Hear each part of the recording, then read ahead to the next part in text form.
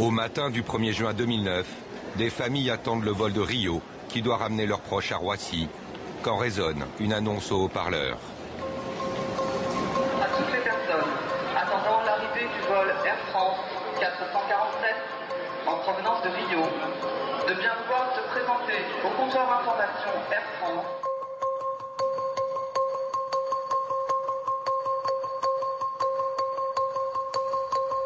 L'avion d'Air France qui a décollé de Rio n'atterrira jamais à Paris. Il a disparu au milieu de l'Atlantique. Il y avait 228 personnes à bord. C'est une catastrophe comme jamais la compagnie Air France n'en avait connue. Le vol 447 Rio-Paris aux couleurs d'Air France s'est abîmé en mer dans la nuit du 1er juin 2009. Il n'y a aucun survivant.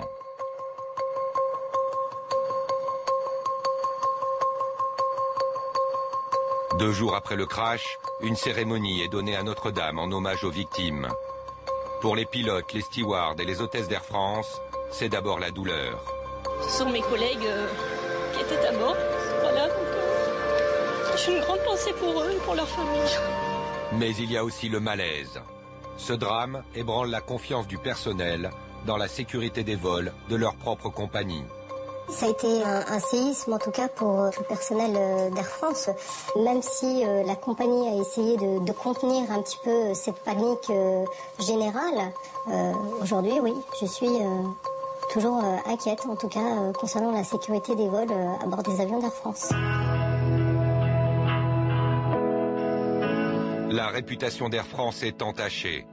Notre prestigieuse compagnie nationale, l'une des plus anciennes et des plus importantes au monde, serait-elle devenue l'une des moins sûres?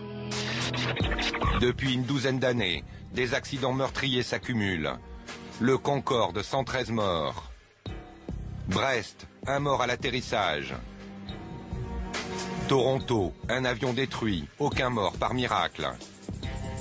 Pau, un mort au décollage. Le crash du Rio-Paris, 228 morts, c'est le crash de trop. La cote de la compagnie française est en chute libre pour les sites américains qui font référence. L'un d'eux recense pour Air France depuis 1950 22 crashs et plus de 1250 morts, quand British Airways à taille comparable a connu 3 crashs et 140 morts. Le système qui a fabriqué cet accident, comme le Rio, va continuer à en fabriquer d'autres. Si on n'attaque pas le système dans son ensemble, il va continuer forcément à provoquer d'autres accidents. Il en a provoqué avant, et il va continuer à en provoquer. Air France, c'est un crash tous les 3 ans. Fatalité ou défaillance d'un système?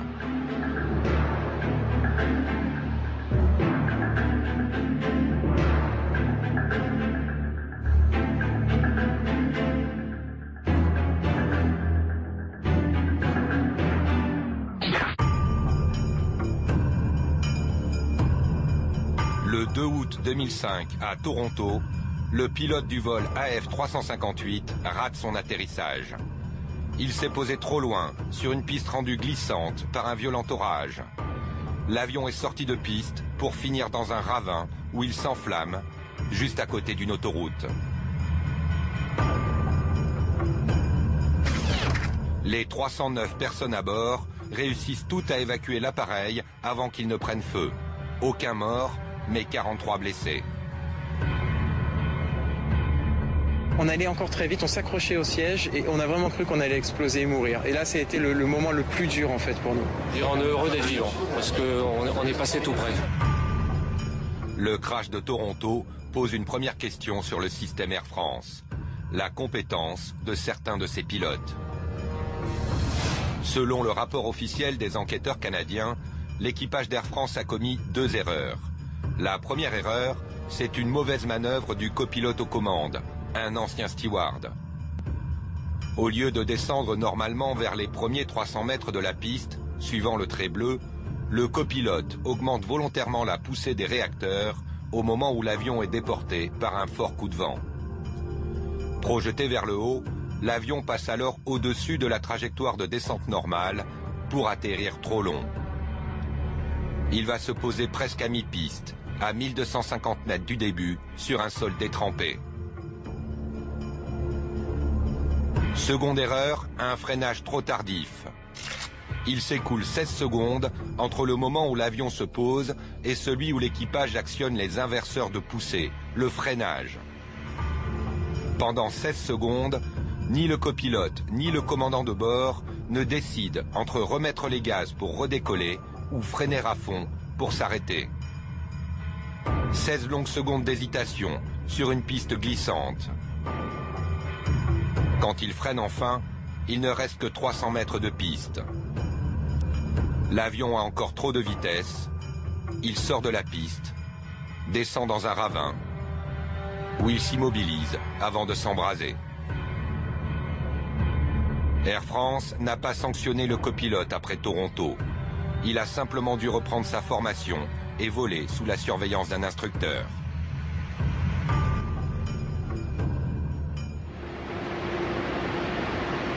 C'est encore une erreur de pilotage qui aurait provoqué le crash du Rio-Paris en 2009. Pour comprendre ce qui s'est passé, nous avons reconstitué la séquence des événements à l'aide d'un simulateur de vol. Avec nous, le commandant de bord Hervé Labarthe, 19 000 heures de vol au compteur. Licencié d'Air France, il met aujourd'hui en cause la compétence de ses anciens collègues. Le commandant Labarthe veut nous montrer l'erreur de pilotage du Rio-Paris telle que l'a établie l'enquête officielle. Très bien. On va se mettre flap 2 pour le décollage. Hein. Alors bon, je suis autorisé au décollage, je mets tous les phares. Check. Le vol AF 447 décolle de Rio dans la nuit du 1er juin 2009. Dans le cockpit, un commandant de bord et 2 copilotes. 2 heures après le décollage, l'Airbus A330 entre dans le poteau noir, au milieu de l'Atlantique, une zone fortement orageuse. L'avion vole à 35 000 pieds, plus de 10 km d'altitude. Il est en vitesse de croisière, 840 km/h, le pilote automatique engagé. À l'extérieur, il fait moins 54 degrés. Sur le nez de l'avion, les sondes pitot, les capteurs qui servent à mesurer la vitesse. À 2h10, obstrués par des cristaux de glace, ces capteurs de vitesse cessent de fonctionner. Aussitôt, l'indicateur de vitesse s'éteint sur le tableau de bord, ce qui provoque l'arrêt du pilote automatique. C'est alors le copilote qui va prendre les commandes, en l'absence du commandant de bord parti se reposer. Et ce copilote va commettre une erreur fatale. Au lieu de suivre la procédure et de conserver la vitesse et l'altitude, il va cabrer l'avion, le faire monter. Autopilot off, I have control. Et puis là, au lieu de maintenir les éléments, je cabre. Vous voyez l'asset qui monte. Et on est à 3000 pieds minute. Je donne des actions à piquer, très peu, majoritairement à cabrer, comme dit le rapport. Cette nuit-là, c'est le moins expérimenté des 3 pilotes qui a pris les commandes. Il a 32 ans, moins de 3000 heures de vol. Ce jeune copilote tire sur le manche et cabre l'avion vers le haut, comme tente de le faire ici le commandant Labarthe. C'est hallucinant. Il y a un gros effort à faire pour maintenir à cabrer. En tirant sur le manche, le copilote fait monter l'avion. Plus il cabre, plus il monte, plus sa vitesse diminue, jusqu'à perdre sa portance. Vers 11 600 mètres d'altitude, trop haut, l'Airbus va décrocher. Signe annonciateur du décrochage, l'avion est secoué par de fortes vibrations qu'on appelle le buffeting. Là, vous avez le buffeting. On ne peut pas le louper. Il reste inexplicablement vers 10 degrés, donc il reste encore dans le décrochage. Voilà. Et là, je commence à descendre. Et là, je commence à perdre le contrôle aux ailerons. Ça devient difficile. Et tant que je reste cabré comme ça, je vais aller jusqu'à la mer, à 10 000 pieds minute. En décrochant, l'Airbus tombe de plus de 11 km d'altitude jusqu'au niveau de la mer. Entre la panne des sondes et l'impact, il s'écoule 4 minutes et 22 secondes. Le vol AF 447 se crache à 2h14 avec 228 personnes à bord. Air France est aujourd'hui mise en examen pour homicide involontaire dans l'accident du Rio-Paris. Mais la compagnie ne se reconnaît publiquement aucune faute dans la disparition de son avion. Dans le cockpit, elle dit avoir fourni un équipage expérimenté, un commandant de bord et 2 copilotes, totalisant plus de 20 000 heures de vol. Ce sont pourtant les pilotes qui vont être accablés. Quand les boîtes noires sont retrouvées 2 ans après le crash, leur contenu, l'enregistrement des voix et des données techniques est décortiqué par le BEA, le Bureau d'enquête et d'analyse. Selon le rapport du BEA, il y a des causes techniques, mais il y a bien eu erreur humaine. Le copilote aux commandes a mal réagi après la panne des sondes. L'avion est sorti de son domaine de vol à la suite d'actions de pilotage manuel, majoritairement à cabrer. Ce serait bien le copilote, en cabrant brutalement l'avion, qui provoque son décrochage, et donc sa chute. Le crash du Rio-Paris alourdit le dossier des pilotes d'Air France. Nous nous sommes procurés des rapports internes, des lettres confidentielles. Ces documents prouvent que depuis des années, la compétence des pilotes est mise en doute au sein même de la compagnie. Ainsi, en 2005, cette lettre, adressée par un chef pilote à ses collègues, juste avant de partir à la retraite. Ce pilote respecté s'inquiète de la multiplication des incidents et se demande s'il y a encore de vrais pilotes à Air France. Sommes-nous toujours conscients du risque lié au pilotage d'un avion, surtout dans les phases décollage et atterrissage, et de la nécessaire concentration que cela impose? Mais alors c'est sidérant quand même de lire une interpellation comme ça des pilotes. Ça veut dire que lui, il pense que les pilotes sont plus présents dans les cockpits. C'est un cri d'alarme. C'est un homme extrêmement sérieux et extrêmement compétent qui est affecté de ça. Et qui, en conscience, se dit « je dois lâcher mon truc ». Il a complètement raison. On est dans des problèmes de comportement. C'est le laxisme à bord, c'est le laisser-aller. Et quand ça arrive lors d'un incident, le laisser-aller, c'est pas « ah ben oui, ce jour-là, il y avait laisser-aller ». Non. Quand vous avez le laisser-aller le jour de l'incident, c'est parce que vous êtes toujours dans le laisser-aller. On est vrai, vous savez, dans le vol, quand ça arrive et qu'on n'est pas bon, c'est pas qu'on n'est pas bon ce jour-là. C'est qu'on n'est pas bon depuis pas mal de temps. Malgré les alarmes, les incidents se multiplient chez Air France, au point de récolter un nouveau surnom dans le milieu aéronautique, Air Chance. En 2006, lors d'un atterrissage de nuit en Afrique, le pilote confond la ligne lumineuse du bord de piste avec le centre de la piste. Il se pose à moitié sur le béton, à moitié sur l'herbe, avant de remettre plein gaz. La queue de l'avion touche le sol, le crash est évité de peu. En 2008, à Montréal, après l'atterrissage, le commandant de bord, au moment de tourner à gauche vers le parking, pousse la manette dans le mauvais sens et part brutalement à droite sur la pelouse. Aucune victime, heureusement. En 2011, à New York, un A380 percute un avion à l'arrêt sur le tarmac.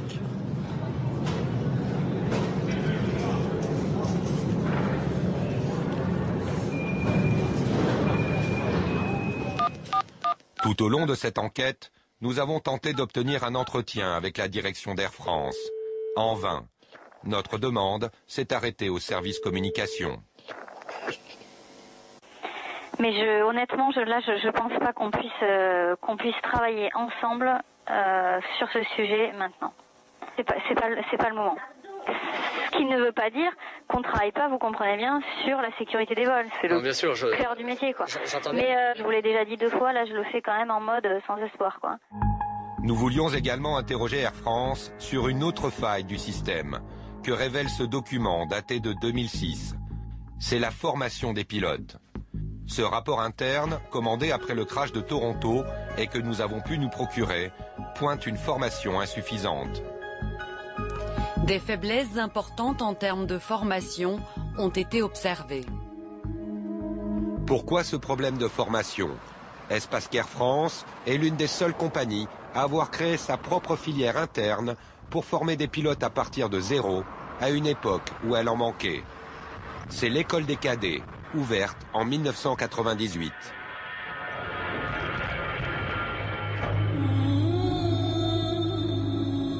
Voici un clip montrant l'école des cadets d'Air France réalisé par un apprenti pilote sur la musique héroïque du film Gladiateur.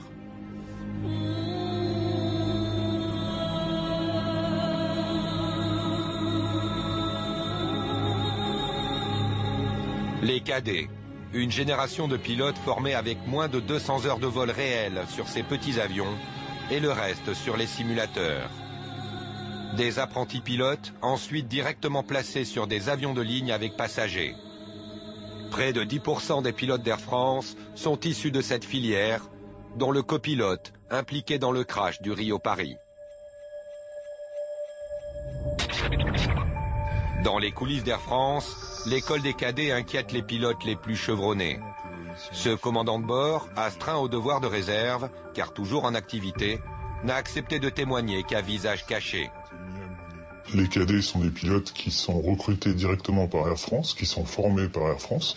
Ce sont des pilotes qui arrivent avec une expérience minime, entre moins de 200 heures de vol. Ça fait qu'on met sur le siège d'un Airbus un pilote qui a 200 heures de vol, qui n'a aucune expérience. Et en cas d'incapacité du commandant de bord, on se demande ce qui pourrait se passer, quoi. Nous avons retrouvé l'un des initiateurs de l'école des cadets. Christian Roger, une figure d'Air France, retraité après 27 ans de maison. Son credo, un bon pilote, est un pilote qui ramène son avion à bon port. Moi, quand j'ai fait mon dernier vol, c'était un Caracas-Paris. Quand je suis arrivé, j'ai mis les freins de parc de mon Boeing 747 à Roissy. J'ai dit à mes copains, ouf, 40 ans de carrière, j'ai toujours amené mon avion intact au parking. Et je dis pas que c'était une hantise de cette peur de l'accident, mais c'était quand même un souci toujours présent. Christian Roger est un pilote à l'ancienne, formé dans l'armée de l'air, membre de la patrouille de France. Commandant de bord, il a aussi présidé le syndicat des pilotes d'Air France. Toujours investi, très marqué par le crash du Rio-Paris, il a produit un volumineux rapport indépendant. Il y remonte toute la chaîne des responsabilités. Il y met en cause chacun des acteurs, à commencer par Air France et la formation de ses pilotes. Pour lui, l'école des cadets qu'il a initiée a été dévoyée. Et dans notre esprit de pilote, nous c'était une formation non pas au rabais comme on voudrait en faire quelque chose maintenant, mais une formation avec en gros 350-400 heures de vol avant d'arriver à Air France. Malheureusement, je sais que nous n'avons pas été exaucés sur la qualité et que on voudrait former des pilotes. Je dirais des pilotes de beau temps, c'est-à-dire des pilotes aptes à gérer des checklists bien établies pour les jours où il ne se passe rien.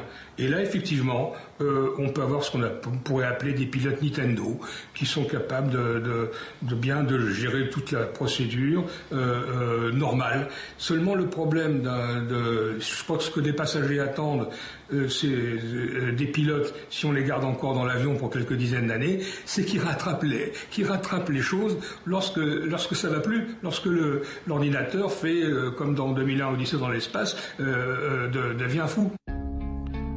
La filière de l'école des cadets a été interrompue en 2010, un an après le crash du Rio-Paris. Officiellement, pour raisons économiques. À Air France, le souci financier aurait eu raison d'un service pourtant essentiel dans la prévention des accidents, le service central des facteurs humains. Pierre Essette était le responsable de ce service. Commandant de bord, il était chargé de décortiquer le comportement de ses collègues pilotes pour diminuer les causes d'accidents. Mais en 2008, un an avant le crash du Rio-Paris, son service central des facteurs humains a été supprimé.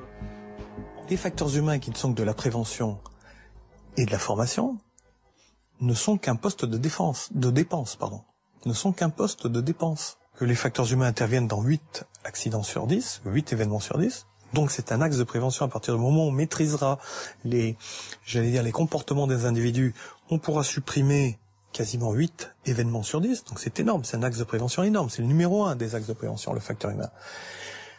En 2008, le service central, facteur humain de la compagnie, a été supprimé. Et là, cette année, en 2012, le service formation des facteurs humains au sein des pilotes et des hôtesses et stewards a été franchement amputé. Air France, une compagnie aérienne en grave difficulté financière depuis quelques années. La pression de la productivité pèse-t-elle sur les pilotes, au point que certains en négligeraient parfois les procédures de sécurité. À Pau, en 2007, un avion d'Air France est allé dans la neige. Le commandant de bord a raté son décollage. L'avion est retombé en catastrophe dans ce champ, près de l'aéroport. Les 50 passagers sont indemnes.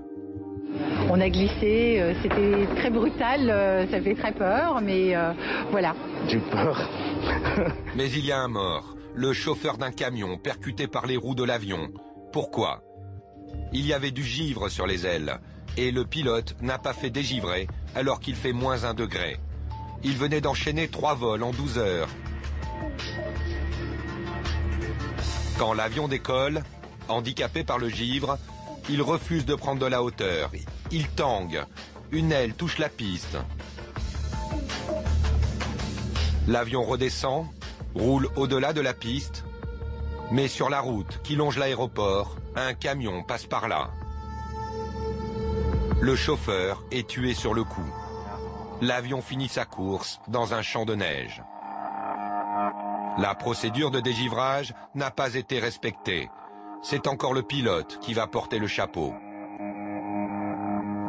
Le 2 janvier 2012, les juges du tribunal de Pau condamnent ce commandant de bord à 6 mois de prison avec sursis. Coupable de ne pas avoir fait dégivrer son avion. Une histoire qui aurait pu arriver à d'autres chez Air France. Alain Le Carour a travaillé 24 ans au sein de la compagnie. 12 ans à Air Inter, 12 ans à Air France. Il a lui-même été un commandant de bord sous pression. Un jour à Roissy, nous avions pris rang pour le dégivrage et l'antigivrage, puisqu'il faut beaucoup anticiper, qu'il y avait exactement les conditions météo -0 avec de la neige qui tombait. Nous avons été 2 à maintenir notre opération d'antigivrage, dégivrage avec tout le temps que ça prend et tout ça, et que tous les autres collègues ont annulé leur demande pour passer à l'antigivrage. Préoccupés probablement par l'horaire, préoccupés par les soi-disant intérêts économiques de l'entreprise, qui est vrai, sauf quand on se casse la gueule après, ou là c'est moins vrai. Donc il y a toujours ce côté production. Moi, il y a une petite famille de pilotes, excellents pilotes, mais qui ont presque trop l'esprit compagnie, entre guillemets, et trop l'esprit production. En dehors des pilotes, il y aurait une autre grande cause d'accident chez Air France. C'est la défaillance du retour d'expérience. Le retour d'expérience, c'est le système qui doit permettre de corriger tout problème qui a été signalé par les pilotes ou les autorités de contrôle. Mais quand le problème signalé n'est pas corrigé, ça peut donner ça, le crash d'un Concorde. Souvenez-vous.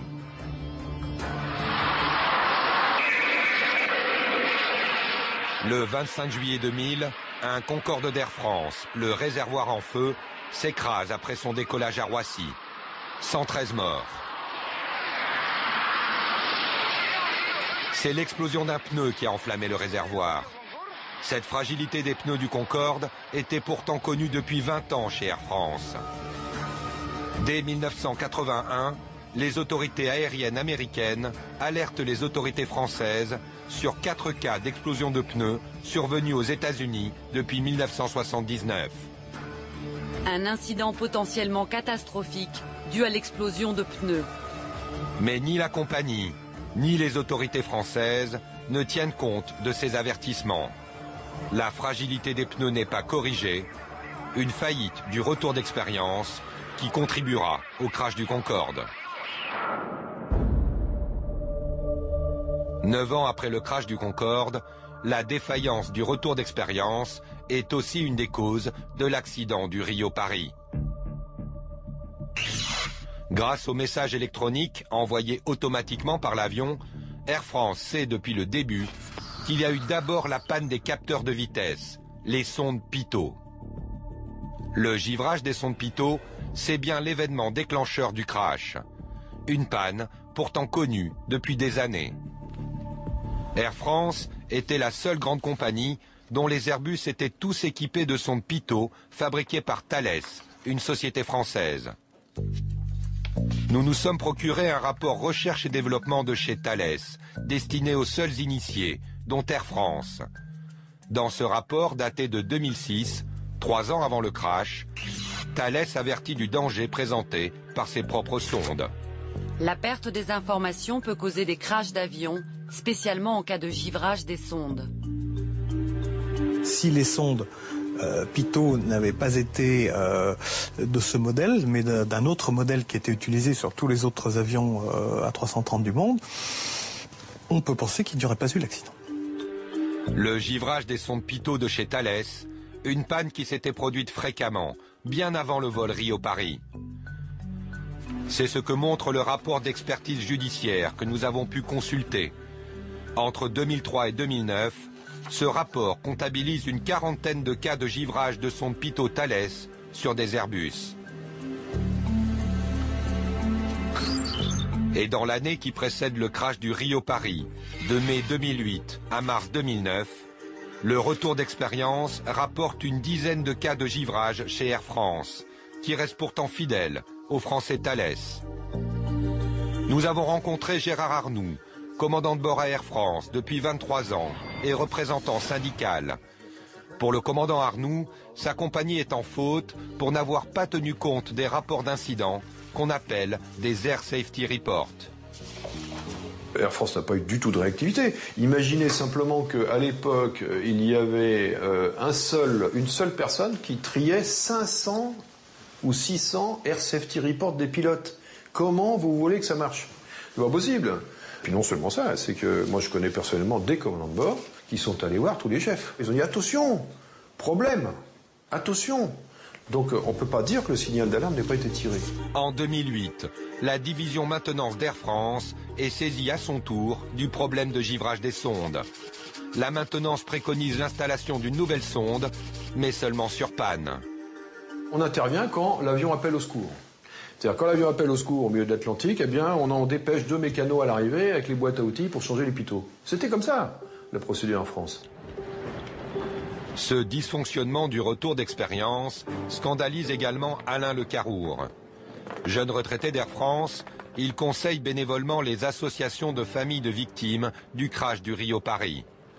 Aujourd'hui, Alain Le Carour a rendez-vous avec ces associations pour une réunion de travail. Ils partagent un même combat, que l'enquête sur le crash n'escamote pas la part de responsabilité d'Air France. Ce que nous n'acceptons pas, c'est qu'il puisse y avoir des enquêtes, qu'elles soient techniques ou judiciaires, qui soient un sens unique et qui soient biaisées. Et dans ce sens-là, nous sommes tout à fait en symbiose avec les associations avec lesquelles nous travaillons. Voilà, je m'arrêterai là pour aujourd'hui. On sait qu'à partir de l'été 2008, il y a eu 10 fois plus d'incidents de sondes pitot qu'auparavant. Avant 2008, il y avait un incident par an de sondes pitot. À partir de 2008, il y en a eu 10. Si finalement les autorités avaient fait le nécessaire en temps et en heure, alors que finalement tous les signaux étaient au rouge, eh bien finalement il n'y aurait pas eu ces 228 morts. Pour Alain Le Carour, dans l'affaire des sondes, son ex-compagnie a manqué de réactivité. Ce n'était pas une panne qu'a eu cet avion. Cet avion avait un défaut. C'est-à-dire, c'est très important, parce qu'une panne, l'équipage doit savoir la corriger. D'accord? Si en condition qu'il soit capable d'identifier. Un défaut, ça remet en cause la navigabilité de l'avion. Voilà. Du côté d'Air France, on aurait pu déjà avoir une preuve de réaction s'il y avait eu immédiatement réentraînement de tout le monde au simulateur, mise au point de procédures simples et d'urgence. Ce cheminement n'a pas eu lieu. Le rapport officiel du BEA confirme l'absence de formation à la panne des sondes, la procédure IAS douteuse dans leur jargon. Les copilotes n'avaient pas reçu d'entraînement à haute altitude à la procédure IAS douteuse. En clair, le copilote n'était pas entraîné par Air France à la panne des sondes Pitot. Air France n'a pas non plus changé ses sondes en urgence, contrairement à Air Caraïbes. Dès ses premiers incidents fin 2008, Air Caraïbes remplace toutes les sondes de sa flotte par un modèle plus performant. Pourquoi Air France n'a pas changé ses sondes à temps? Nous profitons d'un point presse sur le crash du Rio-Paris pour interpeller le porte-parole de la compagnie, le commandant de bord, Eric Schramm. Il a prévu une brève déclaration et seulement 5 questions seront autorisées. Je confirme et je rappelle qu'Air France est engagé dans une amélioration permanente de la sécurité des vols, que notre travail que nous avons engagé depuis de longues années a déjà répondu à une partie des recommandations qui touchent plus particulièrement les opérateurs. Et indépendamment des éléments rapportés dans le rapport du Bureau Enquête et Analyse, la sécurité des vols reste pour Air France la principale priorité. Je vous remercie. Pour Eric Schramm, Air France n'est pas en faute sur les sondes Pitot. Son système de retour d'expérience a bien fonctionné. Monsieur Schramm, est-ce qu'il n'y a pas un problème quand même de retour d'expérience à Air France? Il y a eu des incidents avec les sondes Pitot. Non, les retours d'expérience que nous avons sont il y a 2 canaux, à la fois des retours qui viennent de l'analyse des vols, tous nos vols sont analysés, et il y a à la fois des remontées spontanées qui viennent de la part des équipages au travers des Air Safety Reports, ASR. Et Air France, dernier chiffre IATA, Air France est probablement la compagnie qui a le plus de retours spontanés des équipages. Je vous remercie, il faut que j'y aille. D'accord, mais entre 2008 et 2009, il y a eu 10 cas quand même. Et les sondes n'ont pas été changées. En avril 2009, un mois avant le crash, Air France venait à peine de commencer à changer les sondes sur ses longs courriers. Pourquoi pas avant et plus vite? En fait, la compagnie n'est pas la seule en cause. Pourtant informées, les autorités de contrôle françaises n'ont pas joué leur rôle. Ni la DGAC, la Direction Générale de l'Aviation Civile, le gendarme du système, chargé de certifier les sondes Pitot, ni le bureau d'enquête et d'analyse, le BEA, l'inspecteur du système, chargé d'analyser tous les rapports d'incidents. Aucun n'a pris en compte le risque d'accident grave des sondes Pitot. C'est ce que déplore l'expertise judiciaire. La DGAC et le BEA n'ont pas considéré le risque accidentel. C'est très trouble le BEA dans cette affaire. Parce que le BEA, pourquoi? Le BEA aurait dû enquêter depuis longtemps sur les... Il appartient au BEA, ça fait partie de ses missions, d'enquêter sur les incidents graves. Alors on va chercher incidents graves, liste d'exemples d'incidents graves, des pannes multiples d'un ou plusieurs systèmes de bord qui gênent fortement la conduite de l'aéronef. Alors si la panne des Pitot, c'est pas des pannes multiples d'un ou plusieurs systèmes de bord qui gênent fortement la conduite de l'aéronef, c'est quoi? Airbus non plus n'a pas sonné l'alarme. Pourtant, le constructeur qui a équipé ses avions de sondes Pitot-Thales a également reçu les rapports d'incidents. Mais, toujours selon l'expertise judiciaire, Airbus a considéré que la perte d'indication de vitesse ne constitue pas une condition potentielle d'insécurité. Il aura fallu 228 morts pour que, dans les semaines qui suivent le crash, Air France change en urgence toutes les sondes Pitot sur ses avions. Ni le constructeur Airbus, ni le bureau d'enquête et d'analyse, ni la Direction Générale de l'Aviation Civile n'ont alerté à temps. Aucun de ces acteurs n'a accepté de nous parler. L'aéronautique à la française, un milieu très fermé, dirigé par une poignée d'ingénieurs. En 2009, au moment du crash, Pierre-Henri Gourjon est directeur général d'Air France. Paul-Louis Arslanian est directeur du BEA et Claude Lelay est le directeur des essais chez Airbus. 3 grands patrons qui se connaissent depuis longtemps, tous les 3 issus de la même promotion de Polytechnique.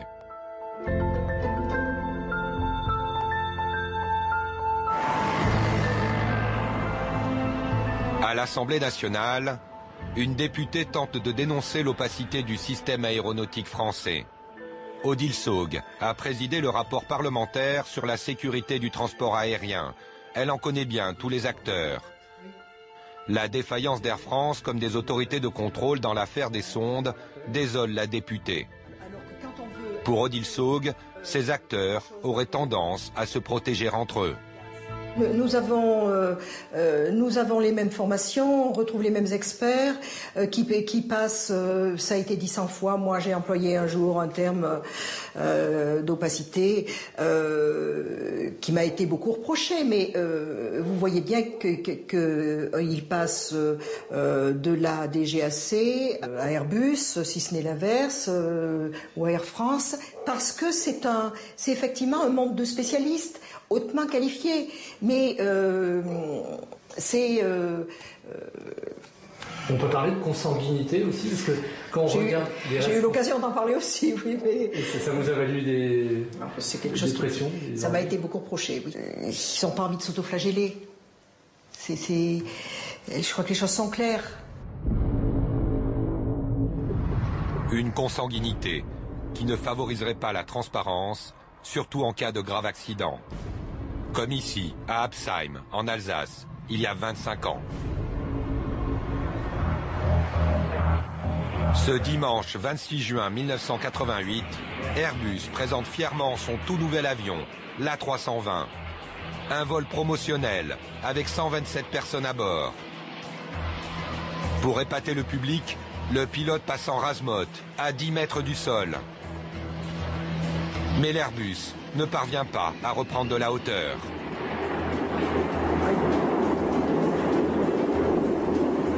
Oh là là. Oh yeah. Oh non, oh non, oh non. 3 passagers vont trouver la mort et c'est le pilote qu'on va accuser.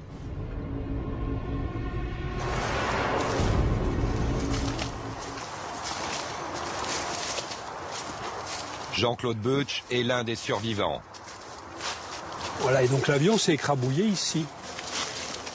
Il y a 25 ans, journaliste à France 3 Alsace, il était invité à bord de l'Airbus d'Air France qui s'est écrasé dans cette forêt d'Absheim. Voilà. Et donc là, on est exactement à l'endroit où ici il y avait la carcasse de l'avion en flammes.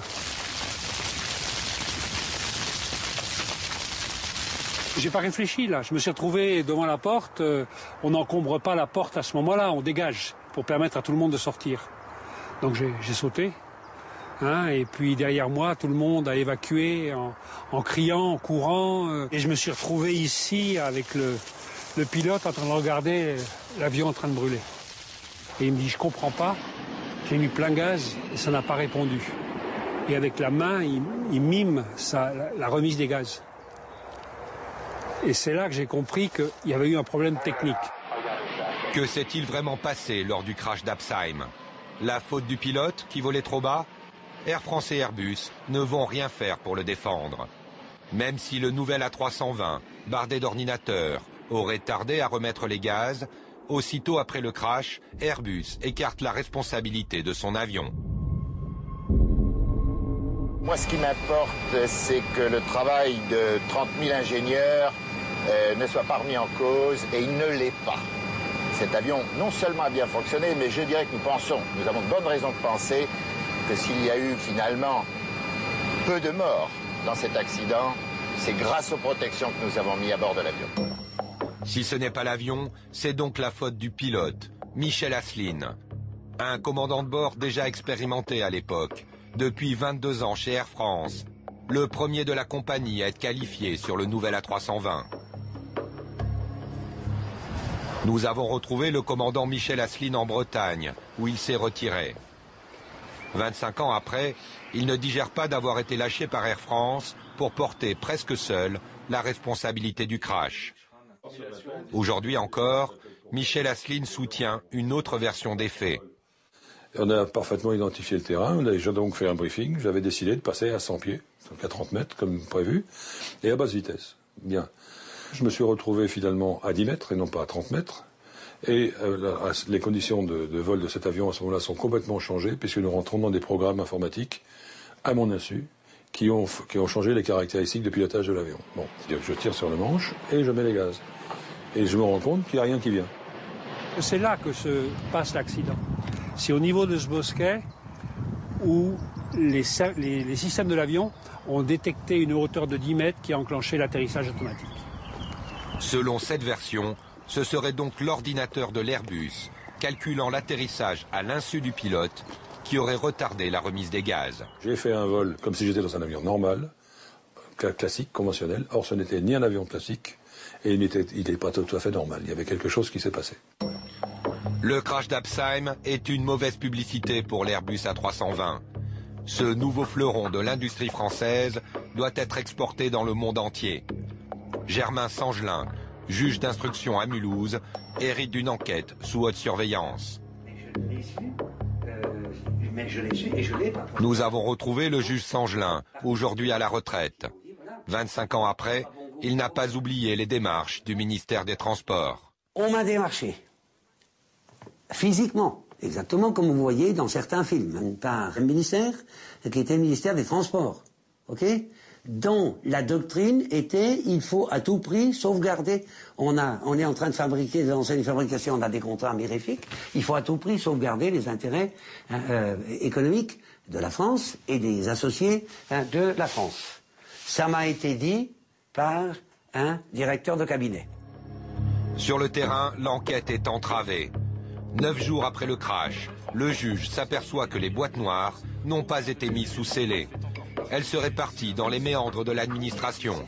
Monsieur le juge, vous ne possédez pas les enregistrements des 2 boîtes noires pour l'instant. Mais pour l'instant, ils sont, vous venez de l'entendre, ils sont entre les mains de l'administration. Est-ce que c'est normal, 9 jours après le drame, que les boîtes noires ne soient pas sous scellé et ne soient pas à la disposition de la justice? Eh bien, c'est tellement peu normal que vous venez de m'entendre donner des instructions pour qu'ils soient passés sous main de justice définitivement dès cet après-midi.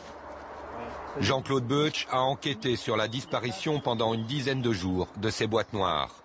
Sa thèse est celle de la substitution. Au moment de l'accident, le délégué régional de l'aviation civile a récupéré les 2 boîtes dans l'épave de l'avion. Et quand ce délégué quitte l'épave de l'avion, avec ces 2 boîtes à la main, il est pris en photo.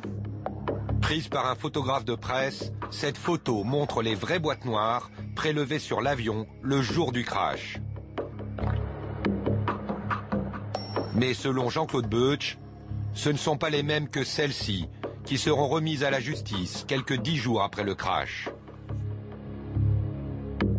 Pourquoi c'est pas les mêmes? Parce que c'est facile de le voir. Les bandes blanches en diagonale ne sont pas identiques. Donc il s'agit de 2 paires de boîtes différentes. Pour Jean-Claude Beuch, d'après l'analyse de ce cliché par un laboratoire indépendant, ces boîtes prélevées le jour du crash auraient des bandes blanches perpendiculaires, tandis que les boîtes exposées au tribunal, elles, ont bien des bandes blanches obliques. Et autre indice troublant, ces boîtes sont usagées et en plus des paramètres du vol inaugural d'Absheim, elles contiennent les paramètres d'un vol précédent en Afrique.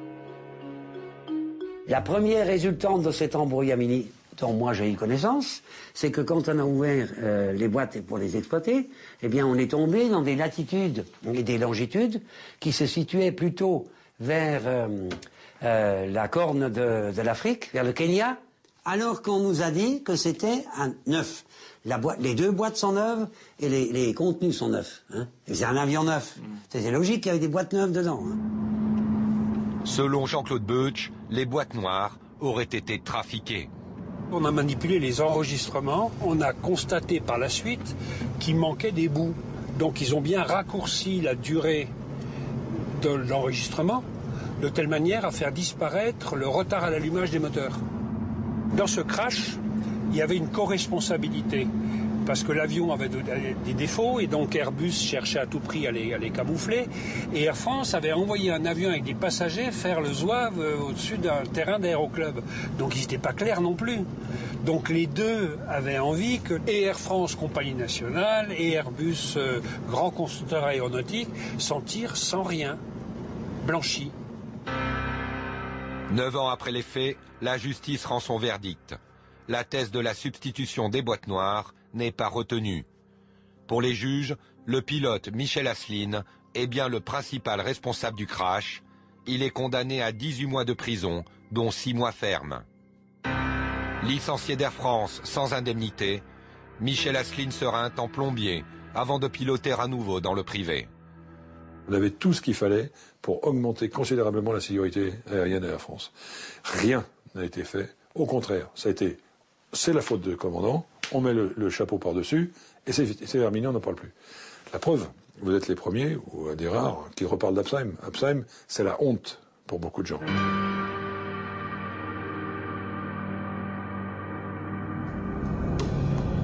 Le crash du Rio-Paris offre aujourd'hui un autre exemple de l'interdépendance entre Air France et Airbus, lui aussi mis en examen pour homicide involontaire.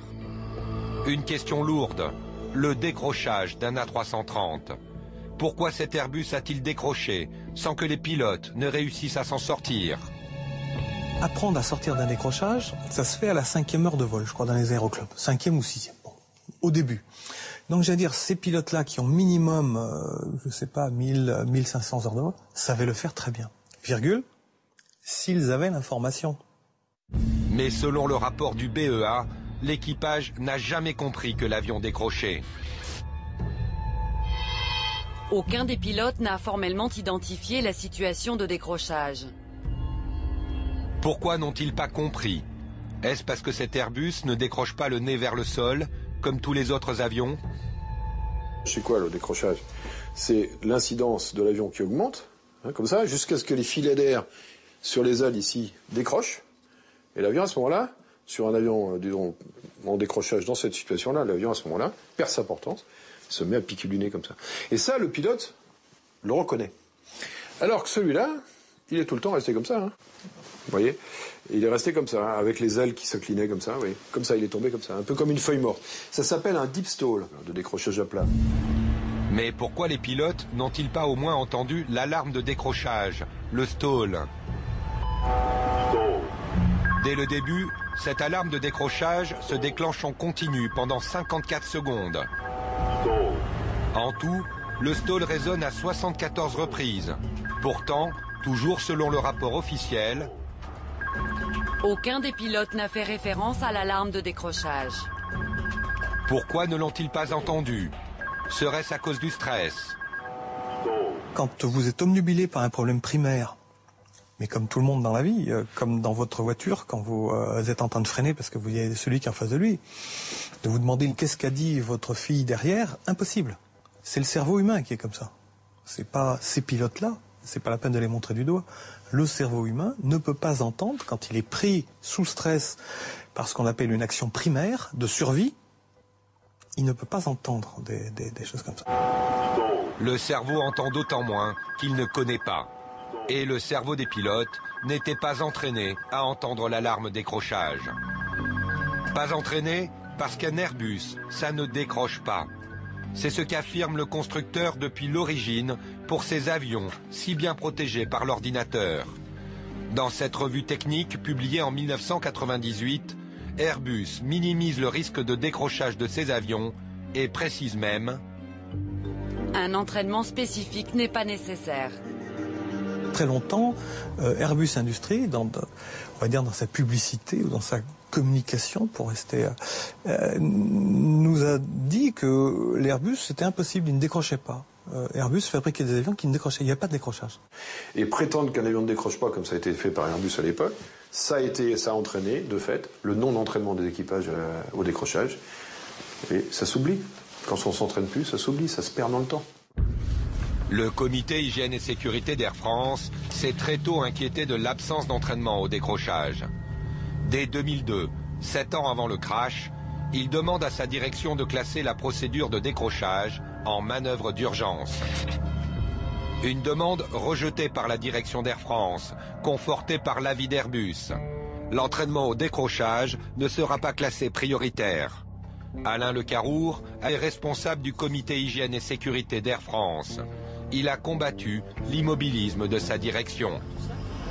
Déjà en 2002, nous avons officiellement alerté l'entreprise sur le fait que le décrochage, donc le stall, n'était pas bien approché, que la procédure était, j'allais dire, débile, c'est pas les mots que nous avons employés, mais la procédure n'était pas du tout qualifiée comme elle devait être qualifiée et que les gens devraient y être entraînés alors qu'ils ne l'étaient pas. L'entreprise répond grosso modo, je botte en touche, Airbus il n'a rien dit, donc on ne fera rien. Voilà. Si cette recommandation avait été suivie, cette recommandation de bon sens avait été suivie, cela implique que la procédure aurait été donc classée en manœuvre d'urgence, que les pilotes y auraient été entraînés au minimum une fois tous les 3 ans. Au minimum. Peut-être même d'ailleurs tous les ans, puisque les pannes moteurs, on les fait 2 ou 3 fois par an. Hein. Donc au minimum tous les 3 ans. Donc ce qui veut dire que l'équipage de l'Air France 447 ne se serait pas retrouvé probablement dans cette situation d'incompréhension dans laquelle il s'est trouvé. Depuis l'accident du Rio-Paris, Air France entraîne désormais ses pilotes au décrochage, comme à la panne des sondes Pitot. Mais est-ce suffisant pour éviter demain un nouveau crash ? Je crois qu'il faut qu'Air France se remette en question. Et à mon avis, c'est bien ce qu'ils sont en train de faire parce que ils ont quand même eu une série de revers graves.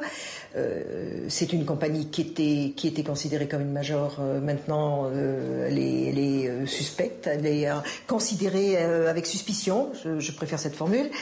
Donc, il faut qu'il regarde pourquoi. Pourquoi ? Après le crash du Rio-Paris, la compagnie cherche officiellement à le savoir. Elle commande un audit aux meilleurs enquêteurs anglo-saxons, les plus impartiaux. Un audit gardé secret par Air France, mais dont les recommandations ont filtré en janvier 2011. Elles sont sans concession, et d'abord pour une minorité de pilotes qui ne respectent pas les règles et les procédures. Mais aussi pour la direction de l'entreprise, pour la première fois épinglée. Il y a une absence de direction forte pour la sécurité.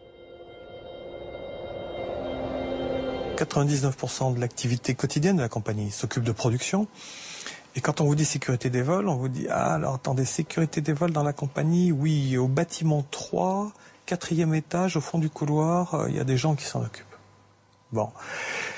Alors que ça devrait être quelque chose de diffusé partout dans la compagnie, y compris et surtout au top management. Alors, est-ce qu'un autre accident grave peut arriver à Air France ? Malheureusement, oui. Je ne peux pas vous répondre non. Je peux pas. Malheureusement, oui. Aujourd'hui secouée par de fortes turbulences économiques et un plan social, Air France peut-elle enrayer un système qui, depuis 2000, a produit un crash tous les 3 ans ?